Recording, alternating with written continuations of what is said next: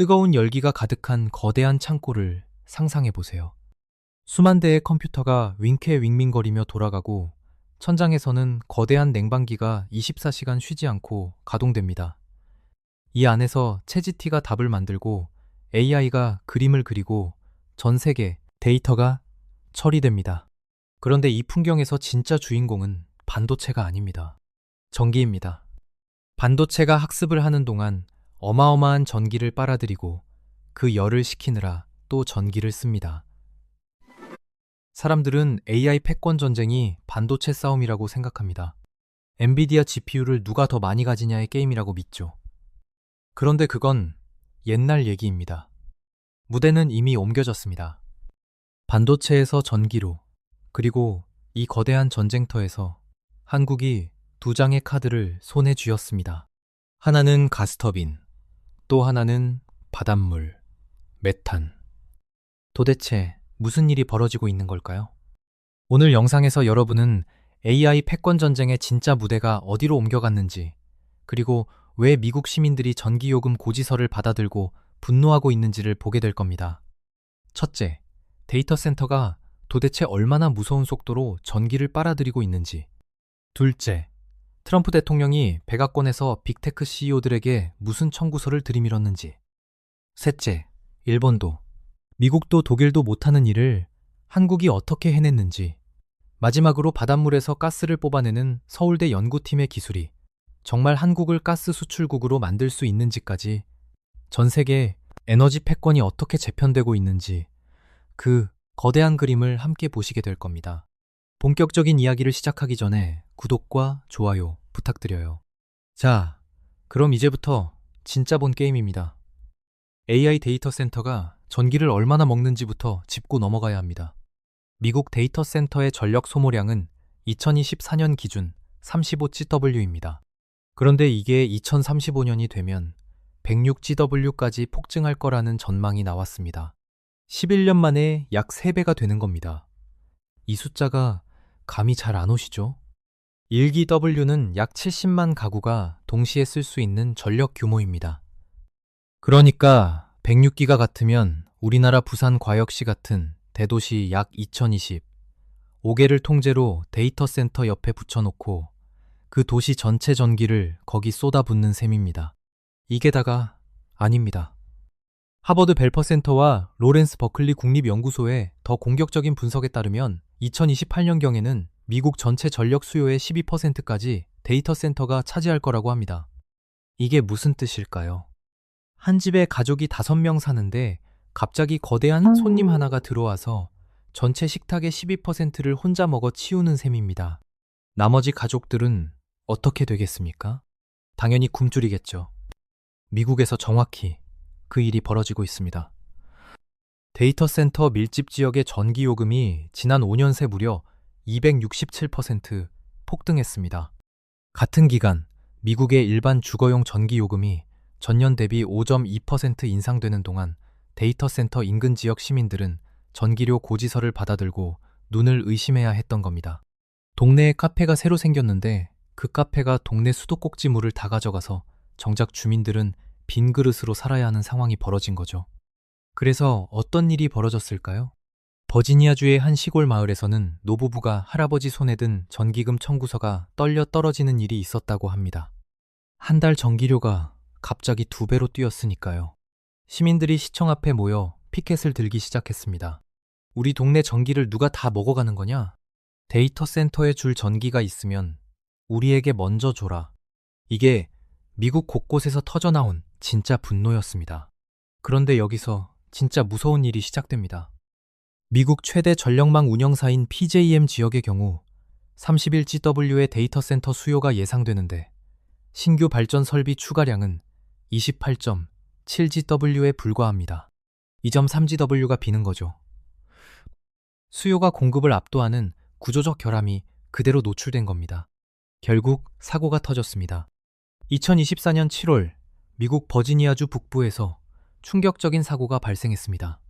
전압이 갑자기 흔들리면서 데이터 센터 60개가 동시에 차단된 겁니다. 이때 1500MW의 전력이 갈 곳을 잃고 떠돌았습니다. 연쇄 정전을 막기 위한 긴급 조치였죠. 단순한 사고가 아닙니다. 미국 전력망이 더 이상 AI라는 거대한 부하를 견디지 못하고 있다는 신호탄이었던 겁니다. 여러분, 이게 말이 됩니까? 세계 최강대국 미국이 AI 패권을 휘두르겠다는 미국이 정작 전기를 못 만들어서 데이터 센터가 줄줄이 멈추는 사태를 겪고 있는 겁니다. 이 사태를 두고 하버드 벨퍼 센터는 2026년 2월 보고서에서 이렇게 선언했습니다. 지금이 바로 분수령의 순간이다. 미국 전력망의 근본적 개혁이 국가 경쟁력을 결정할 거라고요. 한마디로 미국 정부가 비상 이렌을 울린 셈입니다. 이쯤 되면 궁금하실 겁니다. 트럼프 대통령은 도대체 뭘 하고 있었을까요? 결국 트럼프가 결단을 내립니다. 2026년 3월 백악관으로 빅테크 CEO들이 호출됩니다. 구글, 아마존, 마이크로소프트를 포함해 무려 7개 빅테크 기업의 대표들이 한자리에 모입니다. 그날 트럼프가 그들에게 들이민 것이 바로 요금 납부자 보호 서약이었습니다. 영어로는 Right A Protection Pledge. 이름은 거창하지만 내용은 단순합니다. 너희들 쓸 전기는 너희들이 알아서 발전소 지어서 만들어 와라. 그리고 한 가지 조건이 더 붙었습니다. 계약한 전기를 실제로 다 안 쓰더라도 계약된 요금은 무조건 다 내야 한다는 조항. 이게 바로 빅테크들에게 가장 가혹한 부분이었죠. 이게 어떤 의미일까요? 동네 식당이 너무 많은 손님을 받아서 부엌이 작동 안 하니까 큰 손님들에게 너희가 알아서 부엌을 따로 만들어 와라. 그리고 너희가 예약한 식재료는 안 먹어도 다 결제해라. 라고 못 박은 셈입니다. 빅테크 입장에서는 청구서가 2배, 3배로 뛰는 충격적인 상황이 벌어진 거죠. 여기서 끝이 아닙니다. 트럼프 정부는 2026년 중반 미에너지부를 통해 조지아와 알라바마 전력청에 무려 265억 달러 규모의 정부 대출을 승인합니다. 그런데 이 대출에는 강력한 단서가 붙어 있었습니다. 그 지역 주민들의 전기요금을 3년간 동결하라는 조건이었죠. 빅테크는 자기 발전소 알아서 짓고 일반 시민들의 전기요금은 정부가 지킨다. 트럼프 특유의 이중 전략이 작동한 겁니다. 자, 그럼 빅테크들은 어떻게 했을까요? 발전소를 짓는다는 건 말이 쉽지 보통 일이 아닙니다. 원래 빅테크들이 가고 싶었던 길은 아리백이었습니다. 재생에너지 100%로 가겠다는 약속이었죠. 구글, 애플, 마이크로소프트 모두 탄소 중립을 선언했고 2030년까지 모든 전력을 재생에너지로 채우겠다고 호언장담했습니다. 그런데 현실은 정반대였습니다. 폭력은 바람이 안 불면 끝이고 태양광은 구름이 끼면 멈춥니다. AI 데이터 센터는 24시간 쉬지 않고 일정한 전력을 요구합니다. 영어로 펌 기저 부하라고 하죠. 전동성이 절대 허용되지 않는 전력입니다. 여러분의 집, 냉장고를 생각해 보세요. 냉장고가 하루 종일 켜져 있어야 음식이 안 상하잖아요. 그런데 어떤 냉장고는 바람이 불 때만 켜지고 어떤 냉장고는 햇빛이 비칠 때만 켜진다고 하면 그 냉장고를 쓰시겠습니까? AI 데이터 센터에게 재생에너지가 딱 그런 냉장고였던 겁니다. 결국 빅테크들은 아리백이라는 깃발을 사실상 내리고 가스발전과 원전으로 유턴합니다. 풀린 에너지의 꿈은 AI라는 현실 앞에 무릎을 꿇은 셈입니다. 메타는 오하이오에서 오클로라는 회사와 손잡고 1200MW 규모의 소형 모델 원전 SMR 프로젝트를 추진하겠다고 발표합니다. 그런데 미원자르 규제위원회 애쉬가 설계의 신뢰성이 부족하다며 이 계획을 거절합니다.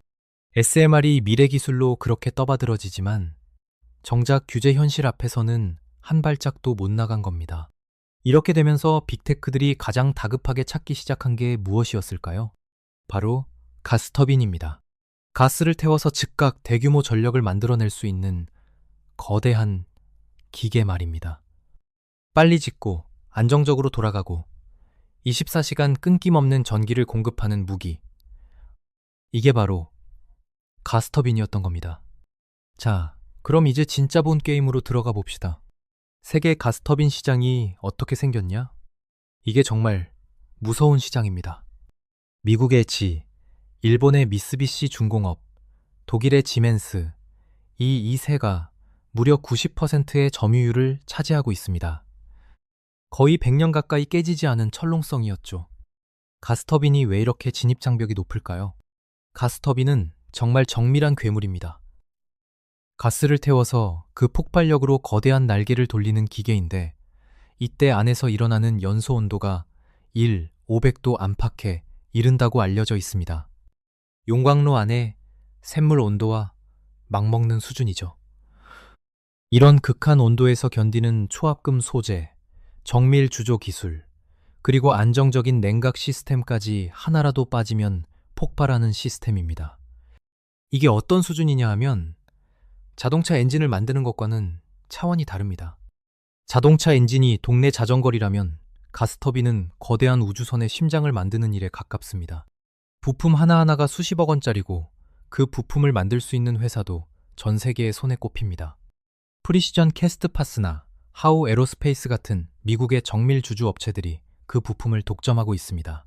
그래서 GE, 미쓰비시, 지멘스조차 신규 주문을 받으면 납기가 무려 8년이 걸립니다. 8년이라는 시간. 빅테크 입장에서는 사형 선고나 다름없습니다. AI 시장은 분기마다 모델이 바뀌고 1년만 늦어도 경쟁자에게 시장을 다 내줍니다. 그런데 발전소를 8년 기다려라. 빅테크들이 머리를 싸매고 있을 때 한국에서 조용히 한 사건이 벌어졌습니다. 2024년 6월 두산 에너빌리티가 자체 개발한 가스터빈의 첫 수출 물량을 추하합니다. 이게 얼마나 놀라운 일인지 감이 잘 안 오실 수 있습니다. 일본도 못한 겁니다. 일본의 대표 중공업 기업들 중에 미쓰비시 외에는 진입한 곳이 없습니다. 그런데 한국이 그것도 그동안 가스터빈 시장에서 후발주자였던 두산이 첫 수출에 성공한 겁니다. 여기서 진짜 반전이 시작됩니다. 부산은 첫 수출 후 2년이 지나지 않아 무려 12대를 수주합니다.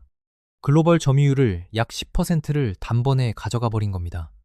그런데 더 놀라운 건 빅테크 발주 기준으로는 점유율이 30%까지 취소샀다는 사실입니다. 빅테크가 발주하는 가스터빈 10대 중 3대가 한국에서 만들어지고 있다는 얘기입니다. 일본도 못한 걸 어떻게 한국이 해냈을까요? 비밀은 2가지였습니다. 첫째, 납기. 둘째, 신뢰성입니다. 미쓰비시 지멘스가 8년을 부르는 동안 두산은 3년에서 4년이면 납품할 수 있다고 자신있게 외쳤습니다. 빅테크 입장에서는 망설일 이유가 없죠. 4년이면 4년이지 8년은 못 기다립니다. AI 경쟁이라는 게 1년 단위로 망이 갈리는 게임이니까요. 상상해보세요. 캘리포니아의 어느 대형 데이터 센터 회의실 임원들이 모여 발전소 건설 계획을 짜고 있습니다. 지휘가 8년을 부릅니다. 미쓰비시도 8년입니다. 지멘스도 마찬가지입니다. 다들 한숨을 내쉽니다. 그때 한국 두산 에너빌리티의 영업 담당자가 자료를 내놓습니다. 우리는 4년이면 됩니다. 회의실에 잠시 정적이 흐르고 임원들이 서로를 쳐다봅니다. 산난이라는 2글자에 모든 게 결정되는 순간이었습니다. 2번째 비밀이 더 결정적이었습니다. 조사는 2019년부터 자기들이 만든 가스터빈을 한국 국내 발전소에 직접 설치해서 돌려왔습니다. 그렇게 쌓인 가동 데이터가 무려 0시간에 달합니다. 이게 왜 중요할까요? 발전소를 운영하는 입장에서 가장 무서운 게 신뢰성입니다. 새로 나온 자동차를 사기 전에 시승을 해보고 사는 것과 비슷합니다. 부산은 자기 차를 0시간 동안 직접 몰면서 데이터를 다 보여준 셈입니다. 빅테크들이 보기에는 이만큼 안전한 보증이 없는 거죠. 여기서 더 흥미로운 건요. 조산이 빅테크에게 제시한 메시지가 단순했다는 점입니다. 빠르게, 그리고 검증된 기술로, 화려한 신기술이 아니라 빠르게 가져갈 수 있는 검증된 무기. 그게 바로 한국 가스터빈이었던 겁니다. 그렇다면 일본은 왜 한국에 자리를 내줬을까요? 일본 미쓰비시 중공업은 가스터빈 시장의 거인입니다. 기술력으로 따지면 한국보다 한 수라는 평가도 받습니다. 그런데 결정적 약점이 있었습니다. 일본 특유의 보수적이고 신중한 의사결정 문화입니다. 안전과 검증을 최우선으로 두다 보니 신규 주문에 대한 대응 속도가 느립니다. 미쓰비시도 8년 납기를 부를 수밖에 없었던 거죠. 한국 두산은 달랐습니다. 빅테크가 다급하다는 걸 알고 모든 자원을 총동원합니다. 협력업체 라인을 24시간 돌리고 국내에서 검증된 부품 공급 군망을 동원합니다. 일본이 천천히 안전하게 가는 동안 한국은 빠르게, 그러나 검증된 길로 달린 겁니다. 결과는 가스터빈 시장 30년 만에 지각 변동이었습니다. 상상해보세요. 미국 텍사스 한복판 메타가 짓고 있는 거대한 데이터 센터 옆에 한국에서 만든 거대한 가스터빈이 우뚝 서 있는 모습을. 이게 지금 미국 곳곳에서 실제로 벌어지고 있는 풍경입니다. 여기까지의 내용을 정리해보면 이렇습니다. AI 시대의 진짜 패권은 반도체가 아니라 전기입니다. 미국은 AI 데이터 센터에 폭증하는 전력 수요를 감당하지 못해 트럼프 정부가 빅테크에게 직접 발전소를 지으라고 명령했습니다. 그러자 빅테크들은 가장 빠르고 안정적인 가스토빈을 찾기 시작했고 그 시장에서 일본도 못한 일을 한국 두산 에너빌리피가 해냈습니다. 그런데 이 이야기가 여기서 끝나면 그저 운 좋은 한국 기업의 성공담일 뿐입니다. 진짜 충격적인 두 번째 카드는 지금부터입니다. 여러분, 한국이 지금 가지고 있는 두 번째 카드가 뭔지 아십니까? 바닷물에서 천연가스를 만들어내는 기술입니다. 이게 무슨 SF 영화 얘기 같죠? 그런데 이미 서울대 연구이 실제로 성공시킨 기술입니다. 서울대 박상욱 교수와 한정호 교수 연구팀이 개발한 기술인데요. 해외 학술 저널에 게재까지 완료된 검증된 기술입니다. 핵심 원리는 이렇습니다. 바닷물을 전기로 분해해서 수소를 뽑아내고 공기 중에서 이산화탄소를 포집해서 탄소를 뽑아냅니다. 그리고 이 탄소와 수소를 결합시키면 메탄이 만들어집니다. 에탄, 바로 우리가 도시가스로 쓰는 그 천연가스입니다. 마치 자연이 수억 년에 걸쳐 만들어낸 천연가스를 인간이 실험실에서 단숨에 만들어내는 셈입니다. 자연의 시간을 압축한 기술이라고 할 수 있죠. 여기서 핵심은 바닷물입니다. 기존에도 비슷한 시도들이 있었지만 그때는 모두 비싼 증류수를 써야 했습니다. 그런데 증류수를 만드는데 또 에너지가 들어가니까 사실상 경제성이 안 맞았던 거죠. 그런데 서울대 연구팀은 창원 앞바다 바닷물을 그대로 가져다가 직접 전기 분해하는데 성공했습니다. 바닷물에는 염한 나트륨, 칼슘, 마그네슘 등 온갖 들순물이 들어있어서 그걸 그대로 전기 분해하는 건 보통 어려운 게 아닙니다. 깨끗한 오물에서 정수기를 돌리는 게 아니라 흙탕물에서 바로 깨끗한 물을 뽑아내는 격이죠. 경극이 부식되거나 효율이 급격히 떨어지는 게 보통이거든요.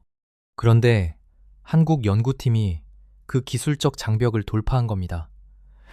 그래서 이 기술이 상용화되면 어떤 일이 벌어질까요?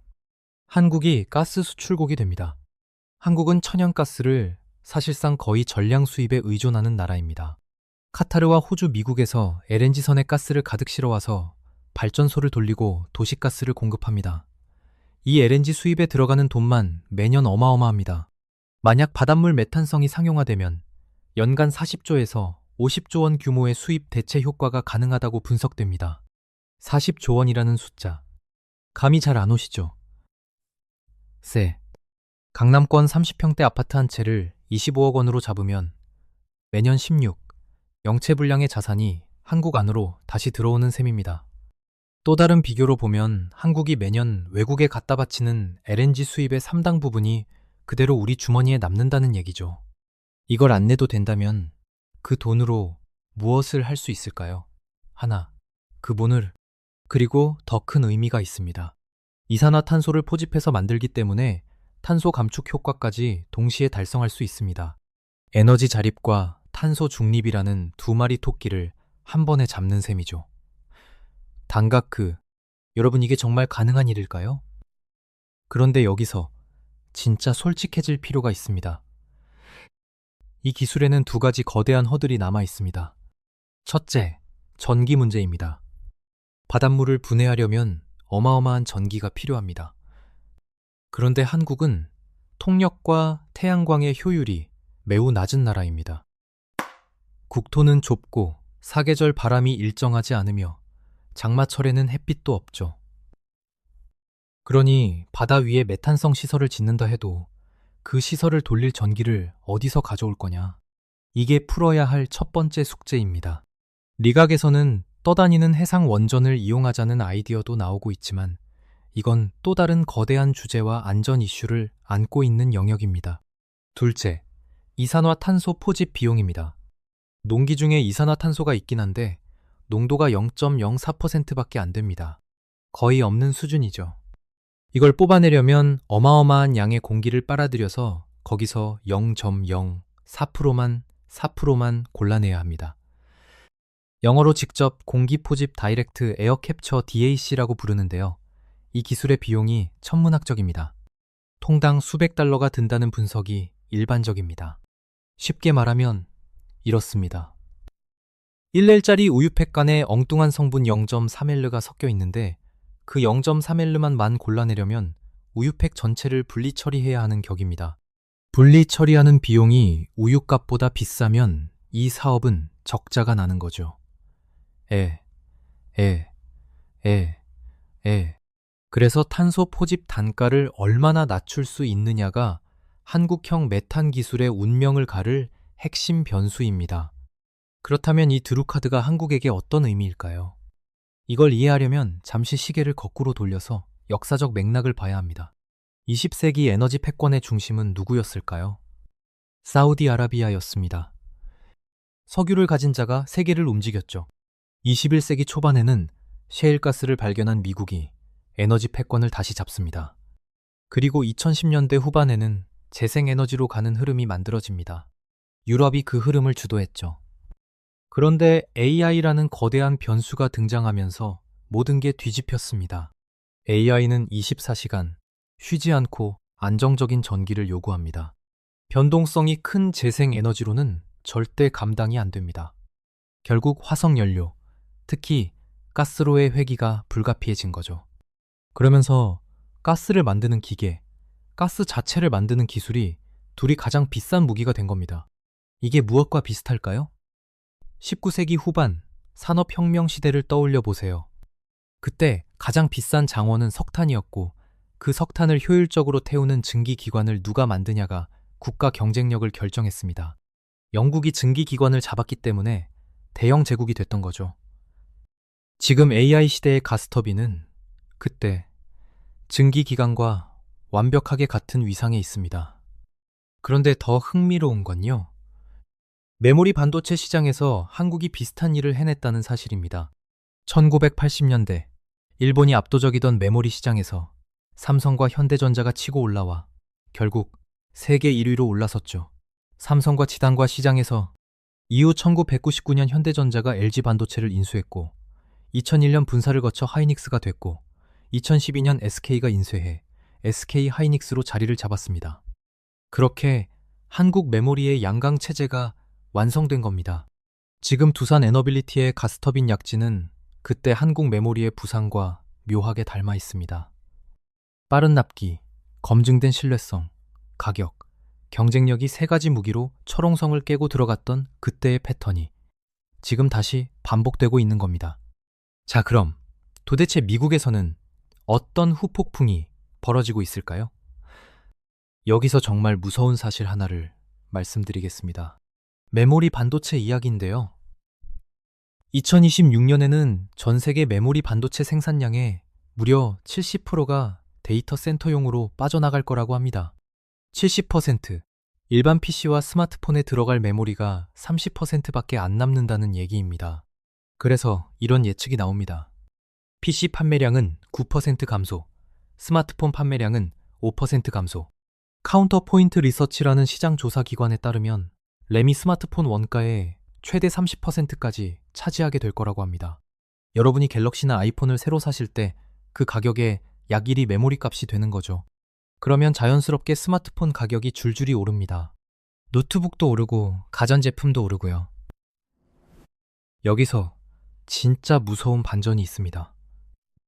AI 기업들끼리 데이터 센터 경쟁을 벌이는데 그 부담이 결국 일반 소비자의 지갑으로 옮겨오는 겁니다. 정작 우리는 최 GPT를 쓸 일이 별로 없는데 우리가 사야 할 폰과 PC 가격이 오르고 있는 거죠. 이게 바로 디지털 양극화입니다. 한술 더 떠서 데이터 센터의 냉각수 수요까지 폭증하고 있습니다. 2030년까지 냉각용 물 수요가 무려 170% 증가할 거라는 분석이 있습니다. 미국 애리조나, 텍사스 같은 사막 지역에 데이터 센터들이 우후죽 들어서면서 그 지역의 농업 용수와 식수까지 위협받고 있습니다. 마치 거대한 외계 생명체가 한 마을에 내려와서 식량과 물을 다 먹어고 있는 풍경입니다. 그래서 미국 시민들이 거리로 나와 시위를 벌이는 일까지 생기고 있는 겁니다. 애리조나의 한 농부는 인터뷰에서 이런 말을 남겼다고 합니다. 우리 가축에게 먹일 물이 부족한데 데이터 센터는 매일 올림픽 수영장 한두 개 분량의 물을 마신다. 이게 정의롭다고 생각하느냐? 이런 분노가 미국 사회 곳곳에서 터져나오고 있는 겁니다. 여기서 한 발짝 더 들어가 보면 미국 안에서도 두 개의 길이 갈리고 있다는 게 보입니다. 버지니아주는 그동안 데이터 센터의 수도였습니다. 세금 혜택도 많이 주고 인프라도 잘 갖춰져 있어서 빅테크들이 다 몰려들었죠. 그런데 2024년 7월 60개 데이터 센터 동시 차단 사고 이후 분위기가 완전히 바뀌었습니다. 세금 혜택을 주지라는 압박이 거세지고 있습니다. 반면 텍사스주는 다른 길을 택했습니다. 상원 법안 6호, 영어로 SB6라고 부르는 법안을 발효했는데요.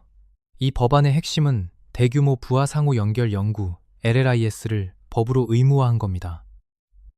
데이터 센터를 짓겠다고 신청만 해놓고 실제로는 안 짓는 허수 신청자들을 차단하는 법이죠.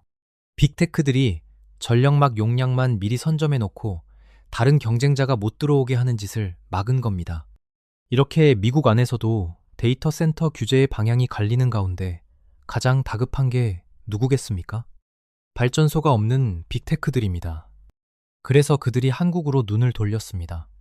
조산 에너빌리티의 가스터빈은 살려고 줄을 서고 있는 겁니다. 그렇다면 우리는 어떻게 봐야 할까요? 한국의 두 카드가 정말 그렇게 강력한 걸까요? 솔직하게 짚어볼 부분이 있습니다. 첫째, 가스터빈 카드는 이미 검증되었습니다. 17, 0시간의 가동 데이터, 12대의 수주, 테크 발주의 30% 점유. 이건 누구도 부인할 수 없는 성과입니다. 그러나 이게 영원히 갈까요? 아닙니다. 미쓰비시, 지멘스가 가만히 보고만 있겠습니까? 결국 그들도 납기를 단축할 방법을 찾을 거고 두산이 가진 시간적 우는 점점 줄어들 겁니다. 그래서 두산이 지금이 골든타임에 얼마나 시장 점유율을 더 끌어올리느냐가 향후 10년 한국의 중공업 운명을 좌우합니다. 둘째, 바닷물 메탄은 아직 가능성의 영역입니다. 학술 논문은 게재됐지만 상용화까지는 갈 길이 멉니다. 전기 조달 문제와 이산화탄소 포집 비용 문제, 이 두 거대한 산을 넘어야 합니다. 정부와 기업이 얼마나 이 기술에 투자하느냐, 그리고 학계가 얼마나 빠르게 효율을 끌어올리느냐, 이 두 가지가 결정적입니다. 셋째, 더 큰 그림을 봐야 합니다. AI 패권 전쟁의 무대가 반도체에서 전기로 옮겨갔다는 것. 이건 단순한 산업 뉴스가 아닙니다. 21세기 국가 경쟁력의 핵심 변수가 바뀌었다는 신호탄입니다. 반도체에서 한국은 이미 강자입니다. 삼성과 SK 하이닉스가 메모리 시장을 선도하고 있죠. 그런데 이제 전기라는 새로운 무대가 열렸고 한국이 그 무대에 두 장의 카드를 들고 입장한 겁니다. 이 그림이 무서운 이유가 있습니다. 만약 두 카드가 모두 성공한다면 한국은 AI 시대 에너지 공급망의 핵심 국가로 자리 잡을 수 있습니다. 반도체와 전기 두 가지를 동시에 가진 나라가 됩니다. 그러나 한 카드라도 흔들리면 바른 나라가 그 자리를 가져갑니다. 일본도, 중국도, 미국도 이 기회를 놓치지 않으려고 발버둥 치고 있습니다. 특히 일본의 움직임이 심상치 않습니다. 미쓰비시가 두산의 자리를 내준 건 일시적이라고 보는 시각이 일본 산업계 내부에서 강하게 나오고 있다고 합니다. 일본 정부도 가스터빈 공급망 재편을 위해 자국 정밀 부품 산업을 대대적으로 지원하고 있습니다. 중국은 또 어떻습니까? 중국은 자체 가스터빈 개발에 막대한 자본을 쏟아붓고 있고 메탄 합성 기술 분야에서도 한국과 비슷한 방향의 연구를 진행 중입니다. 한국이 지금 잡은 두 카드는 우리가 영원히 가질 수 있는 게 아니라 일정 시간 안에 시장을 굳혀야만 하는 시한부 기회라는 얘기입니다. 여러분은 어떻게 생각하시나요? 한국이 정말 이 두 카드를 끝까지 쥐고 갈 수 있을까요? 아니면 또다시 추격당해서 시장을 내주게 될까요? AI 시대 진짜 패권자가 누가 될지 여러분의 의견이 궁금합니다. 여러분은 한국의 가스터빈과 바닷물 메탄, 어느 쪽 카드에 더 큰 가능성을 보시나요? 댓글로 여러분의 생각을 자유롭게 공유해 주세요. 오늘 영상은 여기까지입니다. 긴 영상 끝까지 시청해 주셔서 진심으로 감사드립니다. 여러분의 구독과 좋아요 한 번이 더 깊이 있는 경제 이야기를 만드는 가장 큰 힘이 됩니다. 다음 영상에서 또 만나요. 감사합니다.